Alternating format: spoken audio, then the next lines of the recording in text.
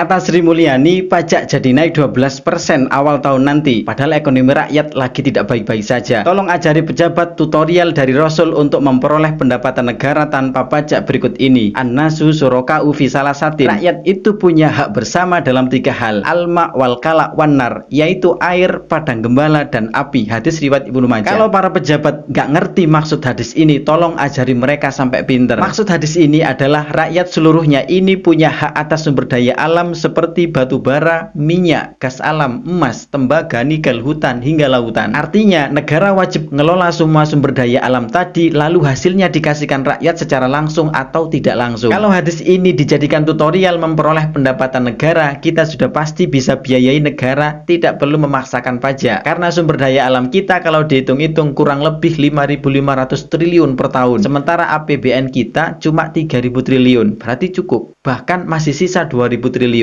Andai pejabat mau belajar dan menerapkan tutorial Rasul tadi, tentu rakyat tidak semenderita ini. Tapi karena pejabat kita pakai tutorial barat kapitalis, yaitu dengan menjadikan pajak sebagai pendapatan utama negara, sehingga keringat kerja keras rakyat dipajak, dipalak untuk biayai negara. Astagfirullah. Kalau pejabat masih ngeyel dan tanya, memangnya ada contoh negara yang tidak menerapkan pajak? Silakan dijawab begini, kalau negara yang berbasis kapitalis demokrasi, tidak ada negara yang bisa berdiri tanpa pajak. Tapi kalau negara yang berbasis syariat Islam, tentu ada yang tanpa pajak. Silakan suruh para pejabat baca buku sejarah negara yang dipimpin oleh Rasul sendiri, juga negara yang dipimpin oleh sahabat. Kalau perlu belajar sampai negara di masa Turki Utsmani 1924, pasti pejabat nemu contoh negara tanpa pajak. Sekarang tergantung pejabat kita, negara ini mau nyontoh barat kapitalis atau nyontoh Rasulullah.